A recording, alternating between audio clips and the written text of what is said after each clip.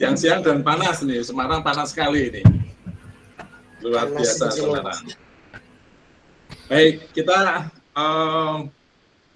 hari ini kita akan bahas tentang kalau kemarin kita sudah membahas bahwa yang utama adalah bagaimana kita memahami untuk bisa bergeser ya, melakukan transformasi ke era digital.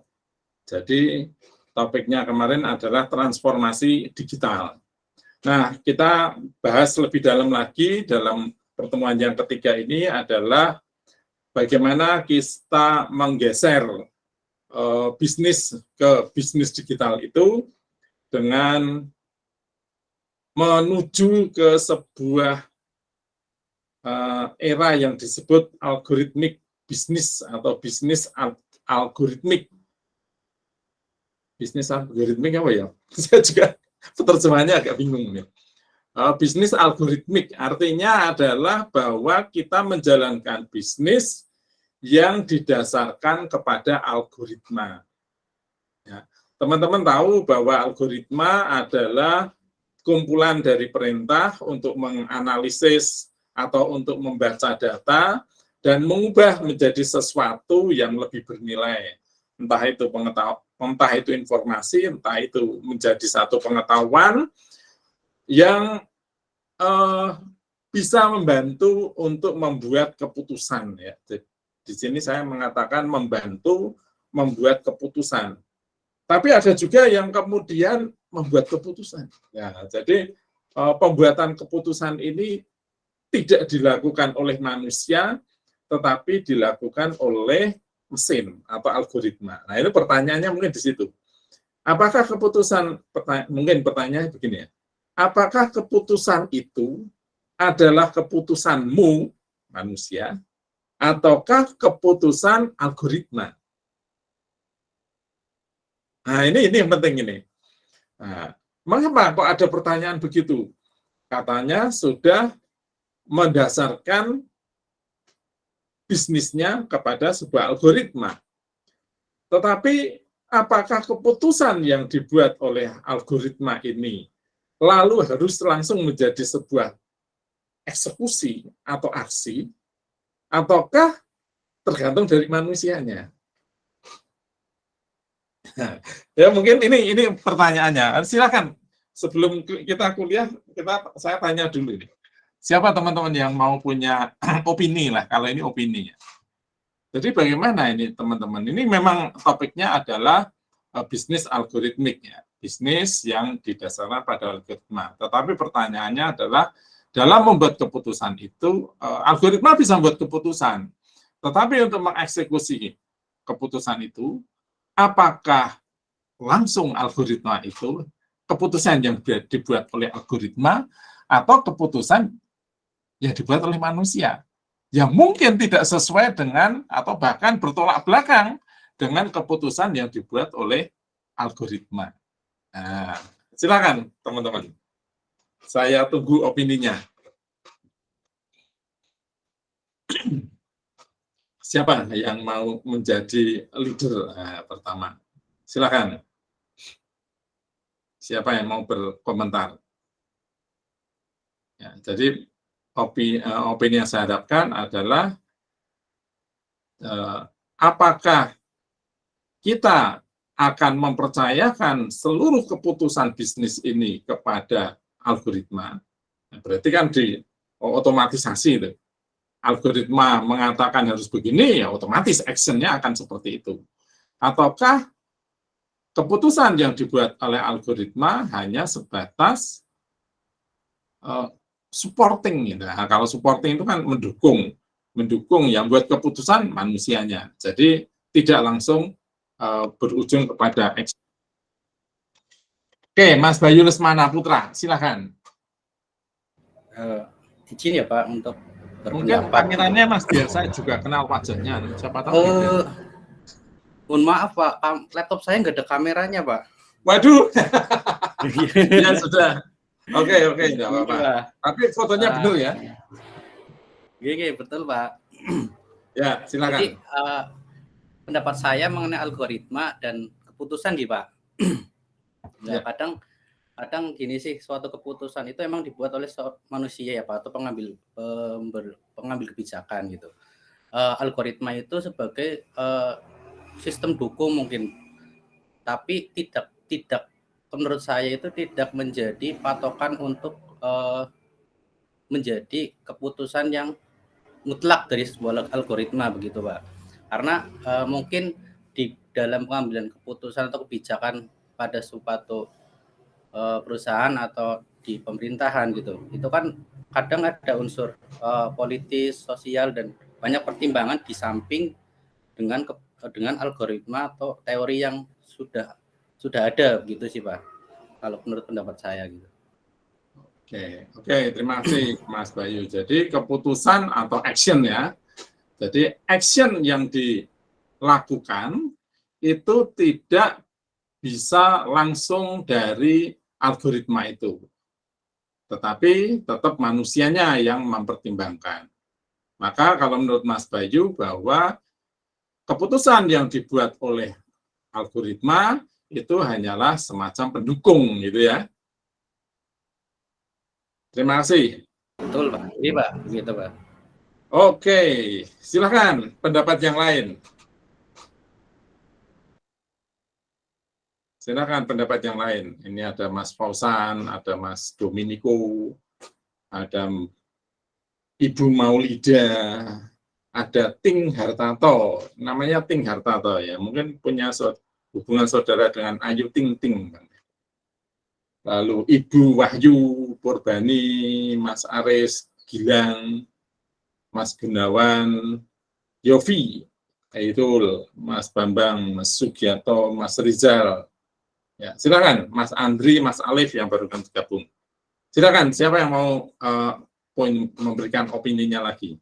Satu lagi. Nah, sebenarnya kalau dari, ya mungkin sebelum teman-teman merumuskan, saya juga sedikit memberi pendapat juga tentang mengomentari pendapatnya Mas Bayu ya. Bahwa di dalam kita bicara tentang transformasi digital, kita ke alam digital, maka yang terjadi adalah sebuah perubahan yang cepat, yang selalu terjadi. Nah, untuk membuat, untuk bisa berubah dengan cepat itu, maka kemudian digunakan teknologi. Salah satunya adalah di dalam membuat analisis data, kita menggunakan teknologi dan algoritma tertentu, sehingga dengan demikian terciptalah proses yang cepat untuk membuat keputusan. Nah, keputusan ini akan lebih cepat lagi kalau diintegrasikan menjadi sebuah action. Sehingga begitu ada data-data yang berubah, maka lalu terciptalah, kalau perubahan itu harus merubah sesuatu, ya berubahlah bisnis kita, ya, atau berubahlah kebijakan kita. Ya, karena algoritma membaca dari data-data yang masuk. Nah, kalau kita tetap mengacu kepada keputusan kita sendiri dan itu hanya menjadi supporting, maka keputusan ini tidak akan menjadi sebuah sistem yang otomatis. Itu barangkali tanggapan saya ya. Maka silakan yang lain kalau ada yang mempunyai tanggapan yang berbeda dengan Mas Bayu Lesmana Putra. Silakan. Halo. Siapa ini yang mau ngangkat? Angkat tangan.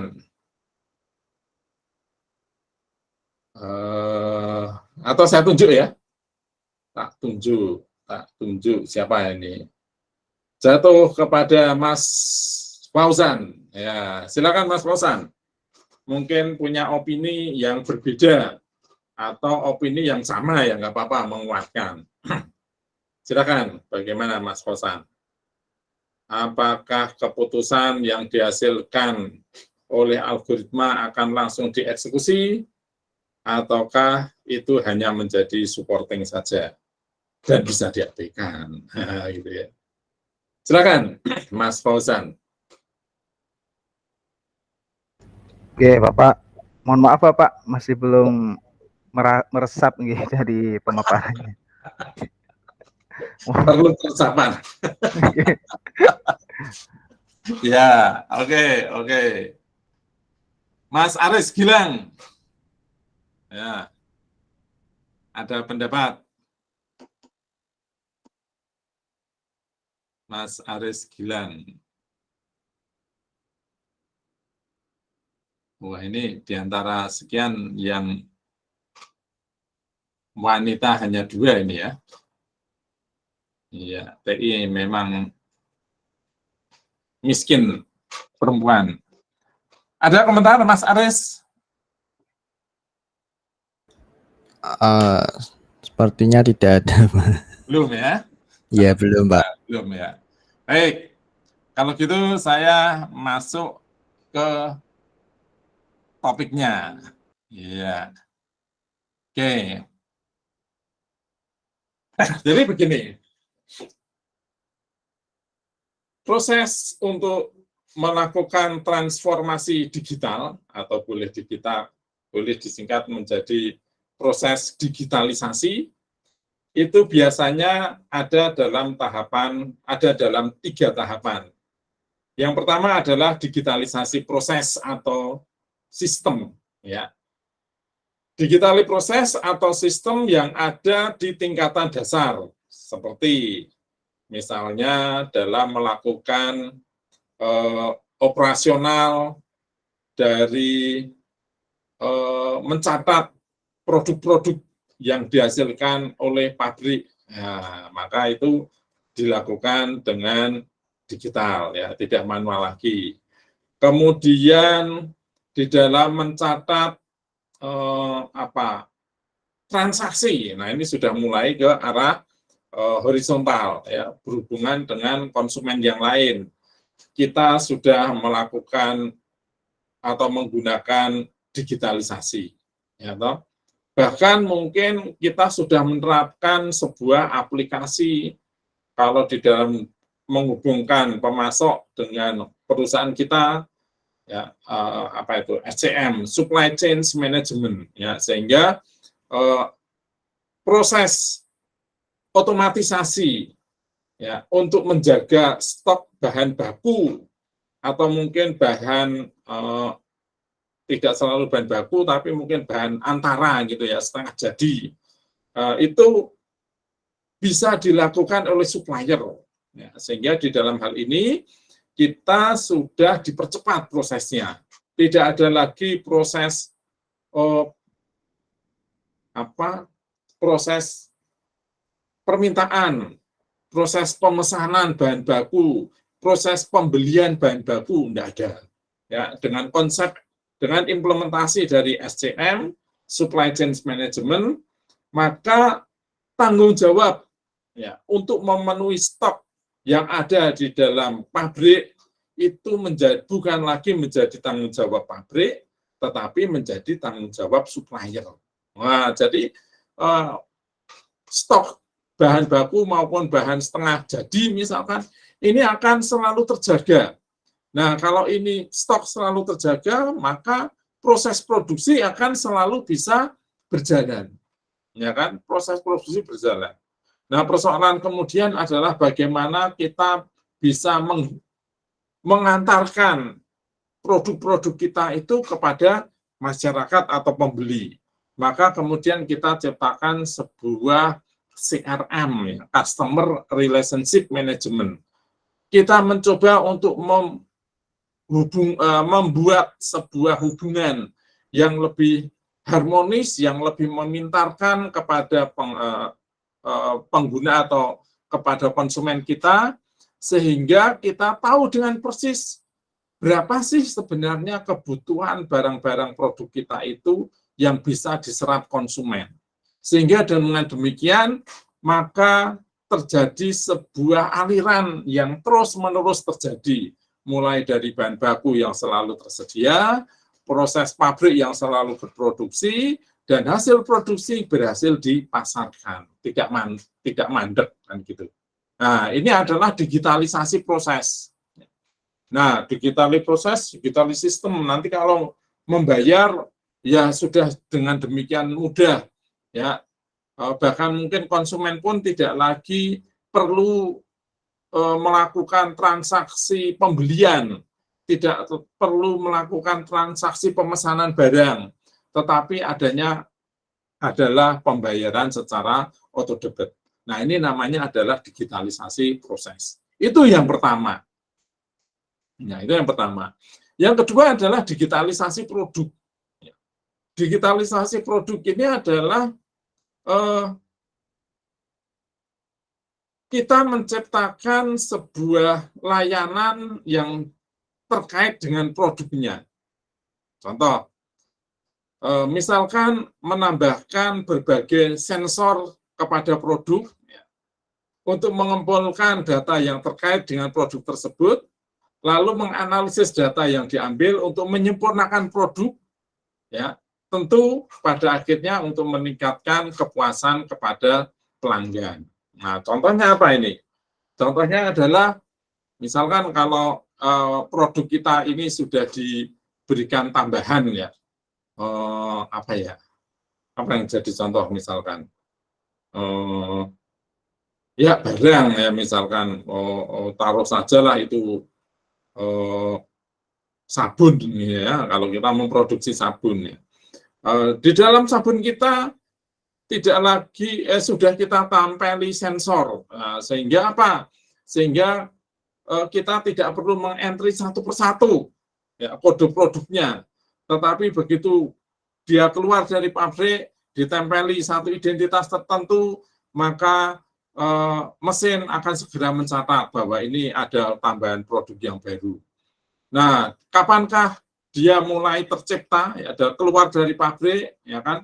Kemudian saat dia terjual, maka data tersebut juga akan terintegrasi, sehingga kita bisa membuat satu analisis berapa lama barang itu terjual dari sejak keluar dari pabrik, ya, tercipta barang itu, kemudian berpindah kepada masyarakat. Nah, ini kita bisa analisis kalau kita mencatat keduanya, ya. Kemudian juga barangkali kita nanti akan lanjutkan, ya, dengan menganalisis kapankah barang itu ternyata habis, ditandai dengan orang tersebut atau pengguna tersebut melakukan repeat order misalkan. Nah, itu adalah digitalisasi produk. Jadi digitalisasi produk ini tidak berarti bahwa barangnya menjadi digital, tetapi kita menerapkan unsur menambahkan, ya, atribut-atribut untuk mendigitalkan barang tersebut. Contoh lagi misalkan, kita memelihara ikan, ya. Wah, nggak kebayang teman-teman, ya. Kita memelihara ikan dan di setiap ikan itu kita tempeli sensor, sehingga kita bisa memantau ikan itu secara otomatis berapakah pertumbuhan dari mencatat kecepatan pertumbuhan ikan-ikan tersebut sejak dari usia tertentu, misalkan 1 bulan, kemudian kita labeli, lalu setelah itu karena dia sudah kita tempeli sensor, lalu dengan cepat kita bisa mencatat dan bisa mengetahui berapakah berat badannya saat ini, ya. Mungkin kesehatannya, ya, kita bisa tahu, mungkin geraknya berapa banyak dia bergerak misalkan, ya. Nah, itu analisis orang perikanan, ya, toh. Mungkin juga kita bisa terapkan digitalisasi ini pada pohon. Untuk apa? Untuk memantau kecepatan pertumbuhan. Ya, saudara tahu bahwa dalam memantau ketinggian ini pertumbuhan pohon, kita bisa gunakan bantuan satelit, ya. Nah, pohon itu kita lengkapi dengan sensor, sehingga akhirnya kita bisa amati pertumbuhan itu. Bayangkan kalau tanpa menggunakan alat tersebut, kita harus mengukur setiap saat, ya kan? Atau mungkin kalau itu terlalu rumit, barangkali kita menggunakan robot, ya. Di satu negara ada satu robot yang digunakan untuk memantau hutan dengan menciptakan robot yang berbentuk siamang, ya kan? Kemudian dibuatlah jalur-jalur itu sehingga siamang ini bisa bekerja 24 jam untuk memantau setiap pertumbuhan yang ada di dalam hutan tersebut. Nah, ini juga yang namanya digitalisasi. Ya, jadi kita bisa menciptakan peralatan baru untuk memberikan otomatisasi kepada barang-barang yang kita miliki. Ya, jadi bukan barangnya digitalkan. Itu digitalisasi produk. Nah, yang ketiga adalah yang lebih luas, yaitu menciptakan model bisnis digital. Tentunya ini akan mengintegrasikan banyak platform yang berbasis data, ya. Nah, sehingga pada akhirnya kita bisa menciptakan sebuah ekosistem digital yang lengkap. Nah, namanya ekosistem digital yang lengkap berarti semua lingkungan yang terlibat dengan sebuah barang atau sebuah proses itu semuanya akan terintegrasi. Ya. Orang tidak lagi membutuhkan kendaraan karena sudah akan ada kendaraan yang akan menjemput Anda pada jam-jam yang sudah ditetapkan, ya kan? Saudara juga tidak perlu lagi melakukan transaksi pemesanan karena mobil itu akan datang dengan sendirinya. Saudara juga barangkali tidak perlu lagi menetapkan mau pergi kemana, karena di dalam kendaraan itu sudah tercatat bahwa pada pagi hari ini, tanggal sekian, saudara itu memang harus melakukan perjalanan dari satu tempat ke tempat tertentu. Nah, itu contoh ya. Itu ekosistem digital. Tidak perlu bayar karena dia sudah mencatat rekening Anda, sehingga setiap kali ada satu transaksi penggunaan mobil, maka otomatis pembayaran dilakukan secara auto-debit. Nah, itu adalah ekosistem digital contohnya. Enak sekali ya, Mas, kalau bisa seperti itu. Ya, jadi biasanya ada 3 proses seperti itu. Nah, ekosistem digital ya itu akan ditandai dengan terciptanya jalur-jalur komunikasi yang semakin cepat. Nah, saudara bisa bayangkan tadi itu, kalau kendaraan aja sudah tidak perlu telepon pakai Gojek, pakai Shopee, pakai Maxim atau apa, tidak perlu. Maka itu akan diperlukan jalur jalur komunikasi yang cepat. Ya. Dan dengan adanya komunikasi yang cepat, maka akan tercipta sebuah transaksi yang cepat juga. Ingat bahwa setiap transaksi di dalam ekosistem digital akan tercatat. Ya kan? Nah, akibatnya juga, maka untuk membuat satu keputusan-keputusan yang cepat, yang tadi saya pertanyakan, kita juga harus atau mutlak ya, memerlukan sebuah algoritma cerdas untuk bisa membuat keputusan. Contoh, ya enggak usah susah-susah, Mas. Saat ini di Google Map sudah tersedia algoritma jarak terpendek, algoritma jalur tercepat, ya kan? Di situ semakin disempurnakan.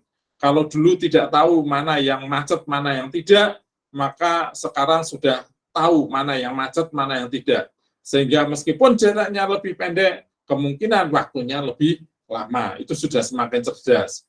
Lalu juga sudah semakin ke sini semakin dilengkapi dengan suhu misalkan, ya kan? Kemudian ada informasi tentang kemacetan misalkan begitu. Sekarang sudah mulai ditempatkan seperti itu. Sehingga kalau kita menggunakan kendaraan tadi elektrik ya, dengan adanya data yang ada tersebut, maka kemudian kendaraan ini akan bisa memilih jalur yang tercepat, ya, tercepat meskipun mungkin tidak terpendek. Nah, semua transaksi itu menghasilkan data dan akhirnya terbentuklah data yang begitu banyak yang lalu kemudian kita kenal dengan istilah big data. Big data adalah kumpulan dari data-data yang banyak hasil dari transaksi yang real, ya, waktu nyata. Data-data ini tercipta dari berbagai macam platform, ya, sehingga mungkin saja data ini menjadi begitu kompleks bentuknya. Tapi sisi lain juga bisa saja kita tidak tahu sumber datanya. Ini data dari mana? Kita tidak tahu. Mungkin saja data itu ternyata data yang tidak lengkap, invalid. Atau bisa saja data yang masuk adalah data yang salah. Nah, kalau kemudian data-data ini begitu banyak dan harus kita analisis, maka kita tidak mampu melakukan itu tanpa bantuan alat. Maka kemudian perlu bantuan dari sebuah kegiatan yang disebut sebagai data analitik, di mana di situ kemudian akan kita gunakan algoritma-algoritma cerdas yang bisa membersihkan data, ya toh. Mana data yang tidak valid kita bisa tiadakan, mana data yang tidak benar kita bisa singkirkan, ya, sehingga benar-benar kita hanya menggunakan data-data yang valid dan yang memang berkaitan dengan keputusan yang akan kita buat, sehingga dengan cepat berkat bantuan algoritma tersebut lalu tercipta sebuah keputusan. Nah, keputusan ini lalu bisa digunakan untuk membuat perubahan, entah itu pada model bisnis atau mungkin juga kepada produk itu sendiri. Dan pada akhirnya semua ini digunakan untuk tetap meningkatkan daya saing perusahaan kita. Nah, itu hubungan dari ekosistem digital yang terbentuk dan big data yang muncul dari ekosistem tersebut, kemudian data analitik yang diperlukan untuk membaca data-data itu. Nah, bisnis digital ini mempunyai 3 karakter, yaitu agility, yaitu organisasi harus bisa cepat mengadaptasi sebuah regulasi atau aturan yang mungkin juga secara cepat berubah, sehingga kita juga harus memanipulasi mungkin ya, menciptakan sebuah layanan di back end itu juga cepat. Itu yang saya katakan tadi, membuat keputusan-keputusan secara cepat dan otomatis. Maka disitulah tadi saya singgung perlunya kita membuat aplikasi untuk bukan membuat keputusan lagi, tetapi aplikasi yang merubah atau memberikan aksi. Ya. Jadi bukan buat keputusan, tetapi keputusan itu sudah langsung diwujudkan dalam sebuah aksi. Yang kedua, mengapa begitu? Karena memang bisnis digital itu karakter yang lain adalah kecepatan. Ya, kecepatan. Kita perlu data yang cepat, ya, real time, karena perubahan di luar juga cepat. Lalu kita juga perlu membuat satu perubahan yang cepat untuk diterapkan di dalam pasar kita. Nah, sehingga apa yang diharapkan adalah bahwa kita tidak lagi mengalami kerugian. Kita bisa mempertahankan keuntungan kita. Nah, untuk itu maka ada karakter yang ketiga, inovasi. Ya, toh? Organisasi harus terus bisa melakukan inovasi. Ya. Harus mampu menciptakan hal-hal baru untuk memberikan nilai atau menambahkan nilai kepada produk dan layanan yang kita berikan. Ya, kalau kita tidak bisa melakukan inovasi yang baru, yang berbeda dengan yang lain dalam memberikan produk maupun dalam menciptakan satu layanan, maka kemungkinan besar kita tidak akan lagi mempunyai kemampuan untuk kompetitif. Ya. Itu mengapa kemudian aplikasi yang bersifat back-end ini diperlukan. Ya. Nah, karena kita memerlukan sebuah aplikasi yang mampu membaca data, memproses, dan kemudian mengubah menjadi sebuah aksi, ya, ini contoh dari gambar sebelumnya, ya, banyak data kita dapatkan, lalu dari algoritma yang kita gunakan, dia bisa membuat satu kesimpulan, dan kesimpulan itu akan berujung kepada sebuah tindakan. Ya. Nah, Hasil penting dari transformasi ini adalah peningkatan keuntungan, itu sudah pasti. Dengan meningkatkan saluran digital. Ya. Jadi kalau orang itu, mengapa kok kita perlu menggunakan algoritma di dalam berbisnis di era transformasi ini? Karena yang pertama, di era digital ini kita bisa meningkatkan keuntungan. Caranya dengan meningkatkan saluran digital untuk bisnis. Dulu jualan cuma di pasar lokal, ya, sekarang kita bisa secara global, secara personal. Ya. Lalu yang kedua, kita bisa mendapatkan peningkatan pendapatan karena kinerja kita ya yang lebih baik. Kinerja kita yang lebih baik, baik secara internal maupun secara eksternal.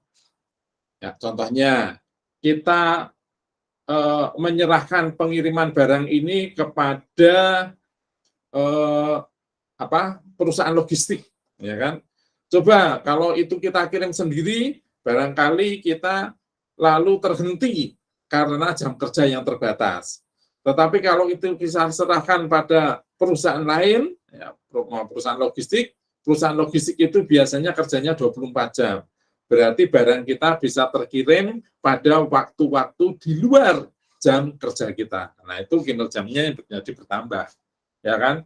Dengan menggunakan robot Siamang tadi untuk memantau hutan, maka robot ini bisa berjalan 24 jam dalam sehari, 7 hari di dalam 1 minggu. Nah, bayangkan kalau manusia. Ya, mengapa Siamang? Karena dia bisa loncat dari satu tempat ke tempat yang lain. Kalau itu diserahkan ke manusia, manusianya harus jalan kaki. Itu yang namanya kinerja yang bertambah. Yang berikutnya, kita juga bisa meningkatkan keuntungan kita karena kerjasama kita yang bertambah banyak. Ya, dengan teknologi digital, kita mampu membangun kerjasama dan kemitraan dengan berbagai organisasi. Berikutnya lagi, mengapa kita perlu melakukan transformasi digital? Karena di dalam transformasi digital itu kita mampu menciptakan atau mendefinisikan ulang ya, persaingan. Ya. Siapa sih sebenarnya musuh kita? Siapa sih sebenarnya kolaborator kita? Ya, yang bertujuan untuk mempertahankan kelangsungan hidup. Kita juga meningkat keuntungannya karena mungkin strategi yang kita buat lebih banyak. Kita mampu melakukan efisiensi pengeluaran biaya kepada seluruh bagian operasional perusahaan, mulai dari sisi logistik sampai dengan sisi promosi. Ya. Dengan mengurangi biaya, otomatis keuntungan juga akan bertambah. Keuntungan ini juga bisa bertambah karena kita mampu menciptakan pasar yang baru. Satu pasar yang dulu tidak pernah kita bisa masuki, sekarang bisa kita masuki karena adanya kemitraan, karena ada kolaborasi, karena ada kebutuhan kerjasama yang baru atau tuntutan yang baru dari dunia industri. Ya. Terlepas dari apa yang sebenarnya dulu pernah ada, tetapi sepertinya itu belum tercipta, gitu ya. Contoh, misalkan banyak perusahaan itu kadang ingin memproduksi dari awal sampai akhir sendirian. Saat ini ternyata itu menjadi hal yang sulit dilakukan. Dengan melakukan kolaborasi, maka kita bisa menciptakan barang lebih cepat, produk lebih cepat. Sisi lain, produk kita juga digunakan oleh perusahaan yang lain. Ya, contoh, kita tidak lagi menciptakan mobil secara utuh, tetapi kita hanya menciptakan onderdil mobil. Ya, sehingga akhirnya onderdil kita digunakan oleh banyak merek mobil. Kan gitu ya. Nah, ini juga bisa menciptakan sebuah keuntungan yang baru.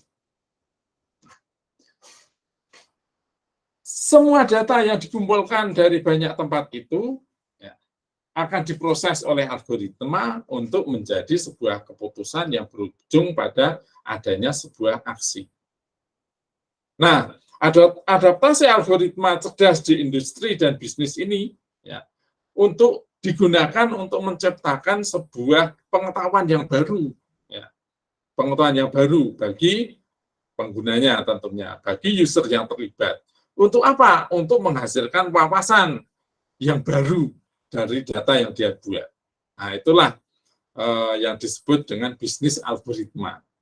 Ya, jadi kalau tadi ada istilah bisnis algoritma, ya, bisnis yang menggunakan algoritma adalah definisinya adalah algoritma adaptasi algoritma cerdas di dunia industri dan bisnis untuk menciptakan pengetahuan yang dienkapsulasi, ya.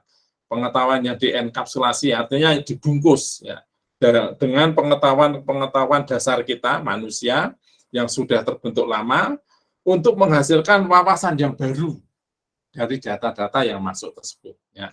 Maka dengan demikian adaptasi ini juga diharapkan akan memberikan ilmu yang baru bagi penggunanya, ya. Nah, untuk bisa menciptakan atau masuk dalam era digital, maka perlu strategi penerapan IoT. Dibutuhkan algoritma yang cerdas dan inovatif untuk menganalisis data yang mampu memberikan wawasan untuk mengotomatisasi proses inti. Nah, mengotomatisasi proses inti.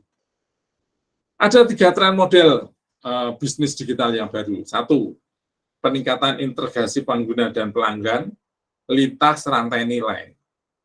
Lintas rantai nilai itu apa? Ya, misalkan kita sebagai produsen ikan tadi itu, ya. Kita sebagai produsen ikan.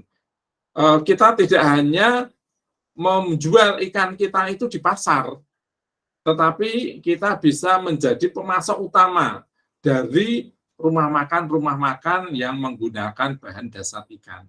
Nah, itu artinya meningkatkan integrasi dengan pelanggan lintas rantai, ya, rantai nilai.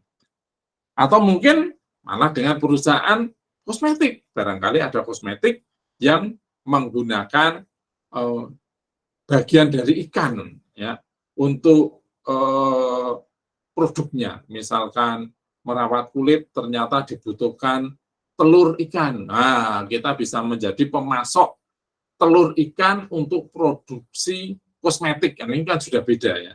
Ya, tidak ada di dalam rantai produk dari ikan itu sebelumnya. Tapi bisa saja ini muncul saat ini. Yang kedua adalah model yang berorientasi layanan untuk purna jual. Nah, saudara-saudara, terkadang satu bisnis itu terhenti karena orang tidak melakukan repeat order. Bukan karena barang kita jelek, tapi karena barang kita mungkin awet. Ini juga merupakan bisa menjadi satu bumerang, ya, blunder, ya, kadang-kadang. Contoh, kita menciptakan sebuah kendaraan misalkan yang mesinnya awet, tidak pernah rewel dalam jangka waktu yang sangat lama. Demikian pula pun bodinya ini juga sangat kuat dan mudah diperbaiki sendiri dengan harga yang murah. Nah, kalau kita bisa menciptakan kendaraan seperti itu, maka dipastikan sekali orang membeli, maka dalam kurun waktu 5, 6, bahkan 10 tahun dia tidak akan membeli ulang, karena barangnya masih bagus.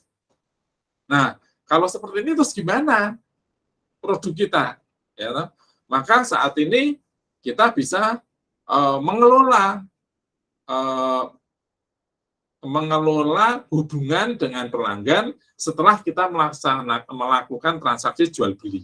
Misalnya, kita akan membantu menjualkan kendaraan lama tersebut, ya, untuk kita tukar dengan produk baru dari kita, ya, dengan harga yang kompetitif, sehingga akhirnya orang tersebut mau tidak mau atau mungkin tertarik untuk berganti model yang baru karena ada kemudahan, ada bantuan dari produsen untuk mengganti, ya, atau untuk menjualkan barang-barang yang sudah kita beli tersebut. Ya, ini adalah layanan purna jual. Kemudian juga yang ketiga adalah implementasi algoritma cerdas, ya, untuk melakukan analisis di dalam proses inti, sehingga kita bisa menghasilkan layanan yang baru atau mungkin produk yang baru yang berbeda dengan berbeda dengan kompetitor kita.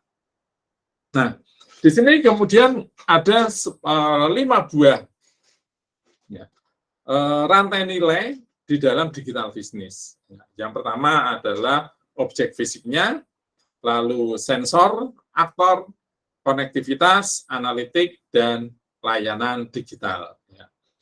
Fisik ini nanti, jadi ini adalah menggabungkan antara dunia fisik dengan dunia digital.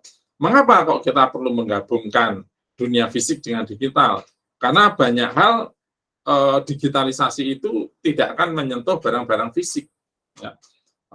Yaitu tadi, mosok kita jualan ikan, ikannya jadi ikan digital, gambar ikan, nggak mungkin. Ya tetap harus ikan. Kita jualan sayuran, mosok diganti digital, ya nggak bisa. Ya kan? Hanya mendigitalkan produk, menambahkan atribut digital, ya. Tapi yang ditransaksikan ya tetap sayuran juga. Ya. Jadi model ini bagus, saudara-saudara, karena dia menggabungkan antara objek fisik dengan objek digital. Nah, objek fisik ya tentu barang itu sendiri, lalu sensornya. Nah, saat konektivitas inilah lalu akan terjadi perhubungan antara dunia nyata, fisik, dengan dunia digital.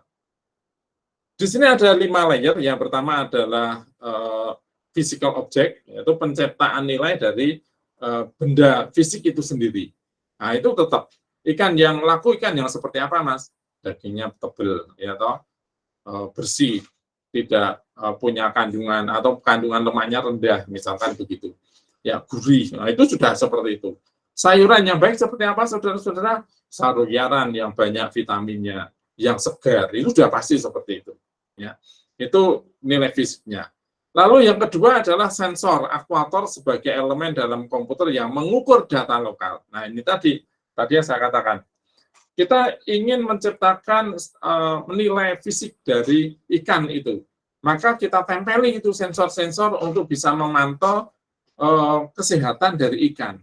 Untuk bisa memantau, menjamin, atau kita ciptakan satu perangkat digital ya, di lingkungan pertanian kita, sehingga bisa menjamin pertumbuhan sayuran yang bagus dan tidak terkontaminasi dengan bakteri.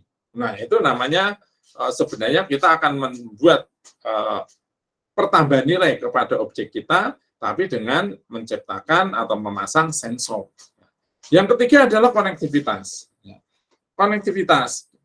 Kita bisa menjual barang-barang tersebut, ya, produk-produk kita yang secara fisik tadi, sayuran ataupun ikan, ke berbagai tempat. Kalau kita mempunyai konektivitas yang baik, ya, hubungan yang baik. Nah, hubungan yang baik inilah nanti yang akan memberikan nilai lebih kepada konsumen kita. Yang keempat, layer yang keempat adalah kita bisa menganalisis data-data yang kita hasilkan, yang dihasilkan, entah itu data internal tentang aktivitas pemberdayaan ikan maupun sayuran, dengan data eksternal yang muncul dari luar, entah itu data aturan, entah itu dari ilmu pengetahuan tentang perikanan maupun perkebunan, entah itu komentar dari pengguna. Nah, itu kita bisa lakukan analitik. Ya. Kita klasifikasikan, kita gunakan untuk melakukan prediksi dan segalanya. Nah, yang kelima adalah layanan digital. Ya. Data-data tersebut kemudian akan kita kemas ke dalam satu bentuk layanan dan aplikasi yang berbasis web yang kita bisa diakses secara global, ya, sehingga orang tidak lagi ragu terhadap produk-produk yang kita miliki karena dia bisa melihat secara langsung proses-proses yang kita lakukan terhadap produk itu. Nah, itu adalah 5 lapisan penciptaan nilai pada bisnis digital. Nah, apakah algoritma bisnis ini saat ini sudah ada? Contohnya apa? Nah, ini saya berikan contohnya. Google itu banyak. Google itu membuat banyak algoritma untuk meningkatkan kualitas layanan Google. Ada Google Panda, Google Penguin, Google Hummingbird, Google Pigeon, Google RankBrain, dan Fred. Apa itu Pak Google Panda? Cari aja sendiri. Apa itu Google Penguin? Cari aja sendiri. Ya. Lalu Amazon. Amazon itu apa? Amazon itu adalah e-commerce terbesar, ya toh. Dia mempunyai algoritma Amazon A9. Untuk apa? Untuk melakukan analisis produk. Ya, saudara, kalau belanja di Amazon itu akan sangat terbantu dengan algoritma Amazon ini. Amazon E9 sekarang malah katanya sudah mau diubah ke E10 ya. Sehingga dari situ saudara bisa mendapatkan produk yang terbaik, ya kan? Produk-produk pendukung untuk produk utama yang saudara inginkan. Ya, saudara bisa melakukan komparasi sehingga pada akhirnya saudara akan mendapatkan kepuasan kalau membeli produk dari Amazon. Facebook itu juga syarat dengan algoritma. Bagaimana dia menciptakan satu algoritma untuk bisa menciptakan jejaring antar satu user dengan user yang lain. Ya. Dia juga menciptakan algoritma untuk mengkompres data-data yang dimunculkan, terutama dalam bentuk gambar maupun video. Ya. Nah, di dunia umum, ya, algoritma mungkin tidak terlalu cerdas, juga sudah diaplikasikan di dalam banyak perusahaan. Entah itu di dunia pabrik, industri kesehatan, retail, pengelolaan sumber daya manusia, dan segala macam. Ya. Sekarang ini sudah mulai muncul ide-ide ya untuk melakukan transaksi telepon tidak lagi menggunakan nomor, tapi dengan menggunakan wajah, misalkan begitu ya. Nah, itu sudah mulai dimunculkan, ya, ide-ide seperti itu. Oke. Nah, apakah mudah? Ya tentu tidak. Ini adalah tantangannya. Ya. Yang pertama, modernisasi infrastruktur dan sumber daya untuk mengatasi transformasi itu berlangsung secara cepat. Infrastruktur, padahal tidak semua infrastruktur dan sumber daya bisa ditransformasi secara cepat. Ya. Manusia, wah itu untuk berubah susah. Nah kalau ini harus dirubah secara cepat, itu contohnya. Infrastruktur, kita akan menjalankan mobil otomatis. Nah kalau kita ingin menjalankan mobil otomatis, maka yang bisa tahu rutenya sendiri. Maka kita harus menciptakan jalur-jalur sensor-sensor di sepanjang jalan itu. Ya. Apalagi kalau ditambahkan, misalkan nanti menggunakan listrik, lalu jalanan ini bisa dipakai sebagai sarana untuk men-charge ulang. Wah, itu kan berarti harus memperbaiki jalanan kita. Nah, ini bukan satu hal yang mudah. Ya, tidak bisa berjalan secara cepat. Yang kedua, perubahan revolusioner dalam arsitektur tradisional di semua aspek. Ini bukan satu hal yang sederhana. Oh, namanya arsitektur tradisional. Itu sulit sekali untuk dilakukan perubahan. Ya. Ya, contoh, misalkan, ya kalau kita hanya dalam peralatan sih bisa, tapi kalau itu sudah menyangkut budaya barangkali, maka ini akan menjadi satu hal yang sulit. Ya. Lalu meningkatnya permintaan keahlian baru. Nah, maka saudara kuliah itu tidak akan bermanfaat barangkali. Mengapa? Karena mungkin 2-3 tahun kemudian setelah saudara lulus, itu dunia sudah membutuhkan tuntutan ilmu yang berbeda, yang baru. Maka ilmu-ilmu yang baru akan selalu muncul.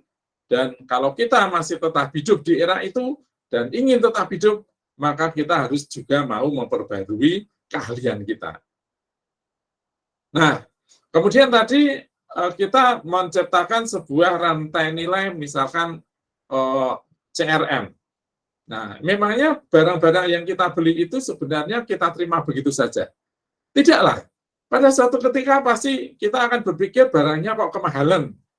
Nah, negosiasi harga itu sampai dengan saat ini belum bisa dilakukan secara otomatis, tetap membutuhkan manusia.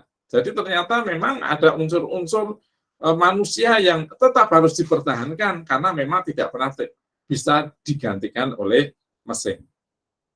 Lalu juga kalau tadi di dalam transformasi digital itu kita perlu respon tanggapan dari konsumen kita barangkali untuk bisa memperbarui, untuk bisa mengetahui bagaimanakah penerimaan orang terhadap perusahaan kita.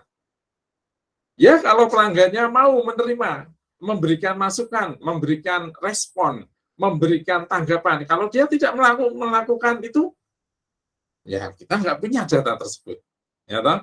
Jadi tanggapan pelanggan sebagai umpan balik itu sangat tergantung dari pelanggan kita saat ini. Ya, jadi kalau Mbak coba kamu memberikan rating, tidak mau memberikan rating, ya percuma. Ya, data kita tidak akan lengkap juga. Tantangan yang lain adalah kalau kita kemudian terjebak atau mungkin asik di dalam pertukaran data lintas organisasi, lintas negara, ya toh, lintas bisnis, maka di balik itu lalu akan muncul sebuah kerentanan yang akhirnya berdampak kepada risiko keamanan, kerahasiaan data. Ya, maka saudara ingat ini, mungkin itu Bjorka bisa membobol data penduduk kita. Dari mana? Oh, itu bukan hal yang istimewa, saudara-saudara. Saat pemerintah memberikan sebuah kebijakan untuk mencatat menggunakan KTP, data pribadi, saat kita membeli kartu perdana, maka sebenarnya data kita sudah tersebar melalui pemilik counter-counter itu. Sebenarnya. Untuk mengetahui nomor kartu kredit, ya, dan nomor yang rahasia yang ada di baliknya, ya mudah sekali. Bukankah kalau kita menggunakan kartu kredit, kartu kita berikan kepada kasir, ya kan? Nah, kasir bisa otomatis mencatat nomor kartu kredit dan nomor rahasia VVD yang ada di baliknya itu. Itu bukan satu hal yang sulit, ya kan? Jadi sebenarnya data kita sudah tersebar, saudara-saudara. Tidak usah pusing-pusing. Ya. Oke. Lalu tadi big data itu muncul dari berbagai macam data internal maupun eksternal. Juga data-data yang sedang live, real. Nah, data yang sedang live itu mungkin juga belum selesai. Maka dimungkinkan data yang masuk ke dalam kita adalah data-data yang tidak normal, data-data yang salah. Nah, kalau data-data yang salah ini dipakai untuk membuat analisis, ya, keputusan, maka analisisnya pas, hasil analisisnya salah, keputusannya juga keputusan yang salah.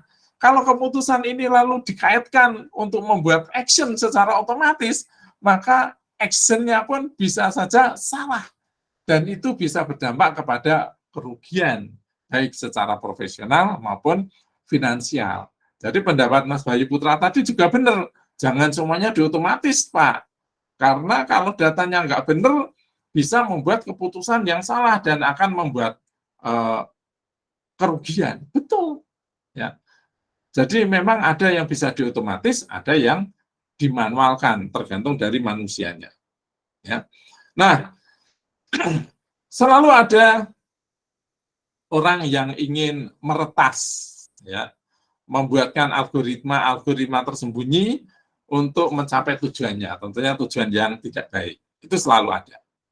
Berikutnya, tadi saya sudah singgung bahwa merubah itu susah, apalagi yang berhubungan dengan budaya. Algoritma itu tidak pernah ada algoritma yang bisa belajar tentang etika. Ya, semuanya menggunakan teknik kalkulasi matematik. Nah, jadi bagaimana mungkin kita bisa menyerahkan seluruh keputusan itu kepada algoritma, karena bisa saja memunculkan satu keputusan yang tidak etis. Nah, ini juga akan menjadi bahaya. Gitu, saudara-saudara. Jadi perlu adanya satu algoritma di dalam menjalankan bisnis saat ini supaya bisa membuat keputusan yang otomatis. Keputusan ini sebaiknya memang dilanjutkan untuk membuat satu aksi yang otomatis, sehingga kita bisa berubah secara cepat. Tetapi karena kenyataan-kenyataan yang ada, maka tidak semua persoalan memang bisa kita serahkan kepada algoritma. Ya. Beberapa persoalan harus diserahkan kepada manusia, dan kerja algoritma tersebut memang hanya membantu, mempercepat, ya, menciptakan satu pengetahuan baru yang bisa menjadi modal orang tersebut untuk membuat keputusan. Itu yang bisa saya sampaikan untuk topik pada hari ini, teman-teman. Terima kasih atas perhatiannya.